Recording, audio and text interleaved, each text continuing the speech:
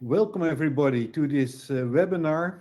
We started right on time. It's now 2 o'clock CET. Let's give it a few more minutes and then I think 1 or 2 minutes for everybody to join, and then we'll get started with the webinar.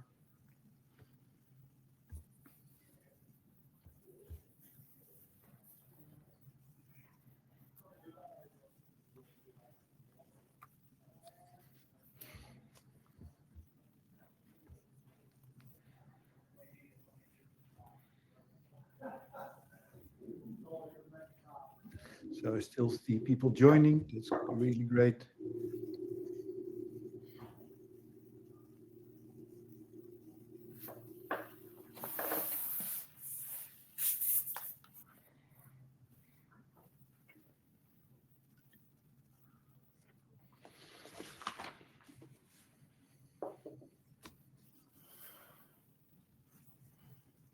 We'll give it 1 more minute. Still see people joining. That's all right. Welcome, ladies and gentlemen, and also welcome people watching the replay, because there was a bit of a mix-up in time zones, so it might be that there's people thinking that the webinar would be 1 hour later. I'd like to introduce my two speakers with you. That's Ruben, my dear colleague, and Daniel from AO, a leading retailer in the UK. And Daniel actually is doing the major part of the presentation, because he is going to take us through the grunt work and the trenches where he's been involved in data and data cleansing over the last year or so. And he will basically give his insights and how that can help us all. With it, I'd like to go through the agenda with you. Let me open the screen. I'd like to go over the agenda. So it's basically three parts: why structured commerce, why structured content is crucial for agentic commerce in retail. I'll be doing that. Then Ruben will take over, and he'll go into how brands can structure their content using iSCAD Brand Cloud. But we'll keep it short because the main part will be for Daniel, who will give his insights from AI and basically tell us why conversion depends on the structured content already today. And we'll give some takeaways. There will be room for questions and answers at the end. Somewhere down there you see a chat box or a questions box. Let's see, I already have a chat. Oh yeah, good questions, Michael. This session is being recorded and will be sent to you immediately after the event, so you can take a look at it as such. So let me, with it, a quick introduction on iSCAD. For those who do not know iSCAD, iSCAD connects brands and marketplaces and retailers with product content. So a brand has a problem that they need to get their product content out to all these marketplaces and retailers. And retailers have the problem that they have to get their content from all these brands. And iSCAD is in the middle. And in the middle, we have a database of 25 million product data sheets. And last year, retailers did a 40 billion with a B downloads of those data sheets to work on their system. I get a comment here that they cannot see anything. Let me see. Hold on 1 second. Disable screen sharing. Thanks for the comment. Now I'm going to share my screen again. Hopefully it works. Are you able to see the screen now? Yes. Oh, they cannot even hear anything. I'm glad we can see it, Lucas. Yeah. Can you hear us now? Okay. Okay, everything is working. There was some glitches and everything is good. Thank you so much for the comment. So this is iSCAD. having the database between brands and retailers. That's the only introduction on iSketch so far, and now we go into agentic commerce. And that's the first part on why it's so important why structured content is so important. And that has to do firstly with the fact that brands still think in a slightly different fashion. Because AI doesn't shop like humans do. When a person is shopping online, they scroll, they look around, they click around, they look at images, they may read a review, follow a brand they already trust. And a lot of that behavior is emotional and intuitive. But AI doesn't do that. It doesn't browse. It doesn't feel inspirational. It does one thing. It converts everything into data and signals. And that's the big difference.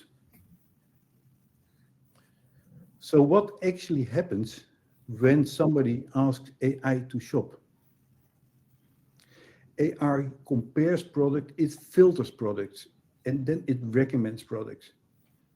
That's true whether we're talking about search engines, AI assistant, or conversational shopping tools. When somebody asks, what's the best washing machine for a small apartment? Or, for example, which laptop should I buy under €1,000? The AI doesn't open website and scrolls like a human. It evaluates product information, it compares attributes, and it decides which products have the best match to that request. And that leads to a very simple but uncomfortable truth. If your product data is unclear, incomplete, or inconsistent, your product data drops out of this comparison. And there's no alert, there's no feedback. It's just not there. And then there's this talk about agentic commerce. And this becomes even more important for agentic commerce because agentic commerce doesn't just help people search, it starts acting on behalf of the user. It compares choices, it narrows choices, and increasingly it guides or even completes purchases. And we see this already happening today. AI assistants experimenting with shopping and checkout search engine with integrated AI-powered shopping results directly into the search. So AI is no longer just answering questions, it's starting to drive decisions. And when AI drives decisions, it needs very clear input. So it doesn't need ambiguity, it doesn't need guessing.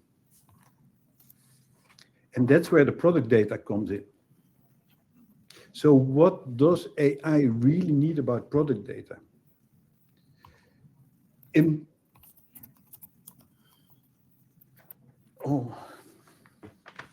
It's the three basics. First is structured content, clear and consistent attributes that can be compared side by side, complete data. If key attributes are missing, AI can't compare your product properly. If it can't compare, it often excludes it. And clear marketing signals. No fluffy text, but it needs to know who is it for, what is it for, when are they using it, what problem does it solve, which are the alternatives. And if AI doesn't understand your product, it won't recommend you. And you won't understand why. Then the question is, where does AI get this product data? I think today the situation is still that AI gets its product data from the retailer website. We had some lengthy discussion with Daniel about that as well. And you see that the AI system crawls and interprets the structure specifications, the bullet points, the descriptions, and it interprets that. And yes, there are direct feeds coming. But those are mainly in the US. You see OpenAI, you see Google Shopping looking for direct feeds. But today, the systems still depend on one thing: structured, complete, and standardized product data. So whether AI reads the data from a feed or from a retailer web page, the requirement doesn't change in that sense. If the data isn't structured, if it's not complete, it doesn't work. So, and the second part of the byline is why it matters today. You don't have to wait for the future of AI, even if you ignore AI completely at this moment. Structured and complete product content already delivers value today, and Daniel's going to explain more about that. It improves findability, so that products show up correctly in the first filters and in the searches. It improves conversion, customer understand faster and buy with confidence, and at the same time, it helps you and prepares you for agentic AI. So that's the big takeaway from my part, which is that if you want AI to recommend your product, if you want to have better conversions today, and if you want to be ready for what's coming next, structured and complete product content is no longer optional. And the good thing is you don't have to solve this alone. You don't have to start big. And that's where IceCat Brand Cloud comes in. And Ruben will show you more about that. And with it, I'd love to hand it over to Ruben. Ruben, it's all yours. Thank you. And thank you for those timely insights and comments. Just looking at the chat and the feed, it's likely that some people in the webinar are thinking perhaps that agentic AI sounds a bit abstract or even risky. Slide change, please.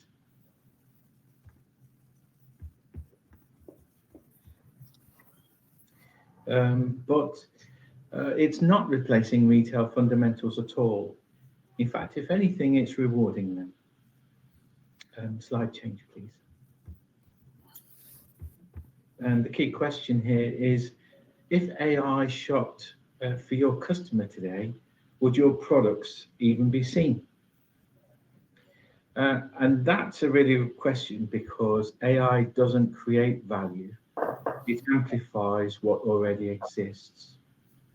In truth, strong data on this topic results in more visibility, and weak data clearly will result in silent exclusion.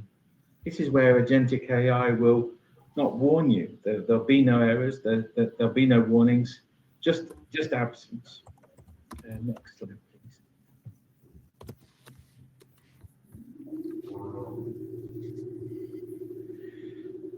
So, of course, when we reflect in and look at e-commerce generally up until this point, the likes of Google has helped us to understand the importance of keyword search. But agentic AI actually is using intent logic rather than keyword search. And what it's doing is it's asking which product best fits this situation. What AI asks is, or what it needs, I should say, is what are the use cases? What's the context? What are the constraints? And if these valuable signals are missing in the data, AI just moves on to where it can find it. It basically will go to a competitor's product where that content is visible, available, and computable. Next slide, please. So here, structure really matters, because data structure beats volume in this scenario. AI needs clear use cases. It needs normalized attributes, consumer-friendly language, and priority signals. So it's not necessarily that we're looking for more content in this situation, just better shaped content. What this slide really is designed to do is to whet your appetite in regards to the process between the brand, agentic AI, and the resulting platforms that a consumer is expecting to interact with. Next slide, please. And in reality, IceCap Brand Cloud holds this structure. Retailer agentic AI can only act as well as the product data environment allows. You were right with that slide, by the way. This one? No, keep going. Back to the structured one, please. Yep. Brand Cloud can become the trusted source that enables these agents to reason, decide, and act. In the graphics of the next 3 slides, you will see IceCap field headings that can be used in your agentic projects. Please, next slide. So IceCap Brand Cloud is a PIM that can be used by brands and employed by retailers. And it's not just another platform. Think of it more in terms of an extra piece of infrastructure that really is required when it comes to agentic AI. It's a standardization engine. It reduces friction between the brand and the retailer and speeds up time to market. In its simplest form, it's free to use. In its more complex form, which involves some investment, automation is available and an option that every retailer should be recommending, as do we. In Brand Cloud, we're able to hold the retailer's mandatory fields, and the retailer rules are respected in there, and that's what adds incredible value. Brand Cloud really is something that has a great degree of usability. So structured product data and the addition of consumer intent resident in the incoming content from the brands is the winning formula for ChatGPT shopping. Next slide, please. So agentic AI does need more, not less. And the phrase less is more really doesn't apply here. Actually, less data equals weaker decisions by agentic AI engines, whereas more relevant structured data allows AI to compare, to filter, and explain, as we've articulated in these intent slides. Next slide, please. So here we begin to see field headings in IceCap that can truly be part of your agentic AI project. Notice in this slide and the previous 2, it spans across above the fold and below the fold. And that's what our customers expect in their online experience and will get if your UX strategies are aligned with agentic. So here, if I may, Lucas, just go on to the next slide. We are encouraging everyone involved in agentic AI to test it. Please put your product content into Brand Cloud and also into an engine like ChatGPT. Ask that to recommend or compare or critically analyze the content in relation to agentic AI and watch the results. See where it struggles and see where the content struggles are, and see where missing data becomes obvious. Finally then, agentic AI doesn't change commerce rules. It does nothing more than enforce them. It enforces them instantly, consistently, and at scale. And to close, the winners here aren't the ones that are chasing the AI hype. It's actually those where their data is simple and ready to be understood by agentic AI, and ideally in Brand Cloud. Now I'm going to pass you over to our dear customer, Danny from AO, who's going to explain their journey with IceCat in relation to their plans for agentic AI. Thanks, Ruben. Thanks, Lucas. Hi, everyone. I'm Danny. I'm the e-commerce delivery manager at AO.com. And today I'll be talking about something deceptively simple, but what I think is fundamental for agentic commerce. And without sounding like a broken record, it's product data. We all talk about AI, it gets bandied around a lot. We talk about automation, what the future of e-commerce looks like, but none of it, to me, works without solid, structured, and enriched product data underneath that bonnet. Our team went on a journey from accepting whatever data was handed to us to treating data as the center of our e-commerce universe now. In that process, we transformed the way we work and how customers shop, how brands show up. This is a case study of what we wanted to do and why we did it, how that has laid the foundations for the future, and how we can succeed in agentic commerce. So I suppose I'd best kick off with the problem. So the problem was we didn't really care enough about the product data in the first place. If I'm honest, we started in a really messy place. We were taking whatever data we got from brands or our suppliers and just making it work. There was no real global structure, no consistent rules, no framework for any of the data quality. Different categories behave differently. Content and product types looked different depending on who created it.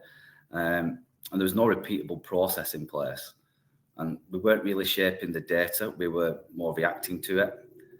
And the result was completely inconsistent customer experiences. The impact of poor product data goes far beyond an untidy spreadsheet. Customers couldn't easily understand what mattered between products, and the consistency of our taxonomy wasn't great. And internally, it felt like the teams were reinventing the wheel constantly. And importantly, we realized our data simply wasn't usable for future processes and technologies. Bad data doesn't just slow you down, it kind of blocks you from evolving tomorrow. And we're struggling to address this because the time spent in an unstructured process. That's what we did. We thought, right, what are we going to do about this? And we started to care about the data. Are we on the right slide there? Sorry. Yeah. We just started treating product data as a strategic asset and rather than an afterthought. AI wasn't really on the radar at this point. We reframed the conversation across the business. Good data, it's not an admin task, it's the foundation that powers a lot of customer journeys, the content, SEO, and now AI-driven discovery. And that mindset shift for us was really, really crucial. I suppose once we made data quality the priority, everything else became possible. First, we focused on the categories where we have experience and expertise in. We identified what good looks like and built the data foundations for those products while trying to demystify brand-specific technologies. So this meant we created structured rule sets, we defined mandatory attributes while enriching them. We agreed on clear content expectations and working closely with brands and our data provider to clean and enrich and structure that information at source. From that, we could create bespoke rich content, but crucially do it consistently and at scale. Brands were bought in, their USPs were actually getting surfaced, and customers benefited because they could finally see what mattered and what differentiated between products and products. The rest of the product catalogue, the areas where I suppose we don't have the same level of expertise, we approached it slightly differently. We reviewed every product type, including the ones we felt we were more expert in, and defined the minimum viable attribute requirements, just as we did with categories we were really confident in doing. But instead of manually creating content for these categories, we leaned into agentic AI, and we fed that structured data into AI workflows. And the system produce product content that was accurate and consistent, on brand, and it was fast. So in the end, we built 2 scalable pathways, and as a byproduct of it, it set us up for AI search and agentic journeys just as they've started gaining some traction. But I say we had to focus on the KPIs, and none of it matters unless it's measurable. So we created these team KPIs to benchmark progress. This covered data quality, content readiness, of course, speed to market. By formalizing the operational model, we created clarity and predictability and momentum.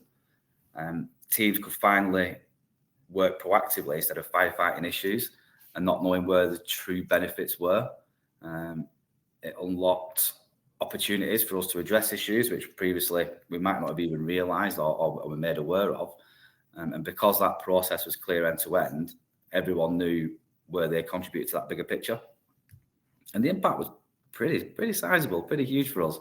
Felt like brands had a platform that let them highlight what made their products unique. And the structured data enabled us to consistently surface meaningful features and USPs, the things that actually help customers choose. And as I said previously, it meant better differentiation between products and more confident purchasing decisions, more relevant customer journeys from a search and navigational point of view, trade up. And on the SEO side, the improvements fed directly into stronger search signals. But I would say the biggest operational win that we face, our speed to market increased by nigh on 600%. And that's measured from a product being available to import to pushing it to the website with bespoke enriched content. And that was a result of replacing chaos with structure. It also meant internally the team's confidence and genuine happiness increased due to a better framework to work within. I suppose that brings us on to the future of agentic commerce. I mean, we're still early in that journey, and I'm definitely not sitting here saying we're fully prepped. And of course, there's lots of other things to consider, such as best practice for your online retail estate. But one thing that's clear to me is AI doesn't fix bad data; it just amplifies it. And as AI search and autonomous agents and personalization and journeys grow, product data becomes the engine that they rely on. And rich content still really matters because AI needs meaningful inputs to reason with. And SEO doesn't disappear, but its role evolves. I think it becomes probably less about keywords and more about structured data and content clarity. It feels like agentic commerce is the new kid in the playground, and we need to acknowledge them. So we're at the start of a shift, and businesses who invest in product data now will be the ones who thrive. What we're aiming to do is syndicate product content with the right metadata, like accessibility features, so both AI and shoppers could understand a product's attributes instantly.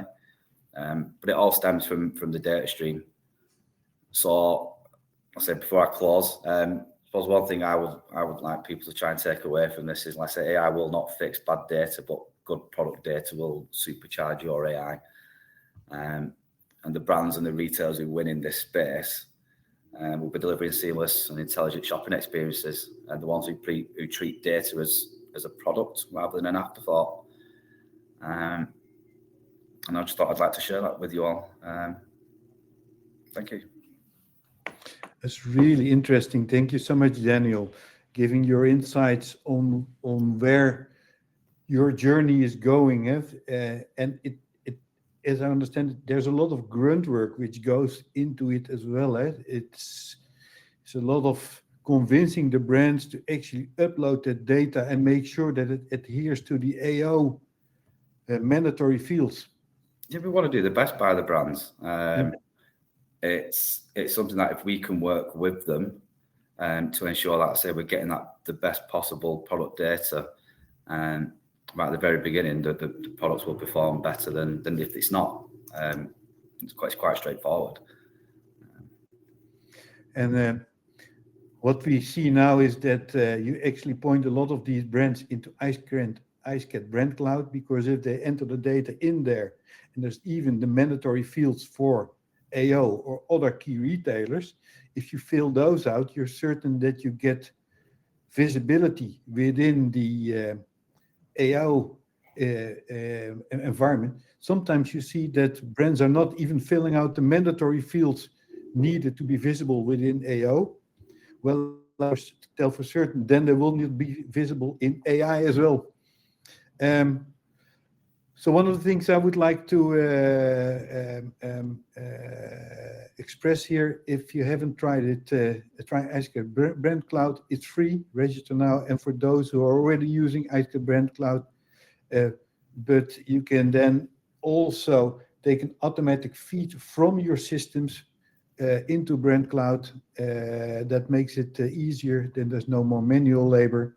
That will help you and make sure that your products get really syndicated across to AO and other key retailers. And with it, I think we go for the key takeaways here. AI does not shop like humans. It needs structured content. And as Daniel has indicated, you don't even have to do it for AI. But any action you will take today will increase your conversion. You can start with iScape Brand Cloud. It's for free.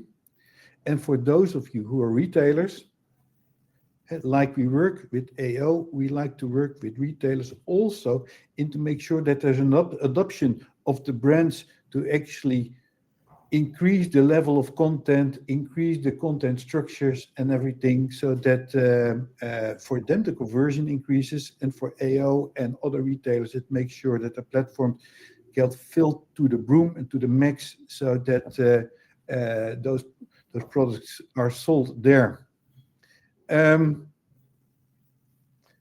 With it, I'd like to open the floor for questions. I have to say one thing. Livestorm the platform you're on is acting up a bit. This morning they had a full outage, so I was like, let's hope it's not here today, the outage, but I do see some complaints that sometimes the slides are not visible. Hopefully you can see it in the replay. And with it, I'd like to open the floor for questions. Let me see. I have already a question here. What if we are a UK only distributor? How is data impacted then? That's a question I would have to ask of my UK colleagues. Don't know if do we have an answer for that one? We would always recommend that the distributor takes its product content from iScape, because the brands are providing the content to us for the distributor. The same lady, Hannah Green, has asked another really interesting question about Amazon.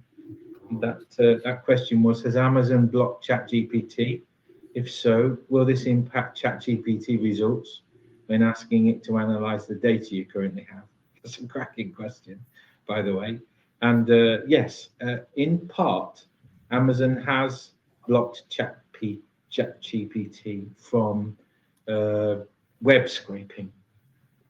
So again, if you were to write a prompt in ChatGPT and say, connect it to the iScape MCP, or indeed extract it in a different way from iScape, and say, will this product content perform in Amazon, and then critically analyze it, you'll get the result that you need and that you're looking for. So it's not a negative thing, actually, because ChatGPT still works. It just, you can't instruct it to fetch data from Amazon. Yeah, Hannah, if needed, I can show you how you can log on to Brand Cloud.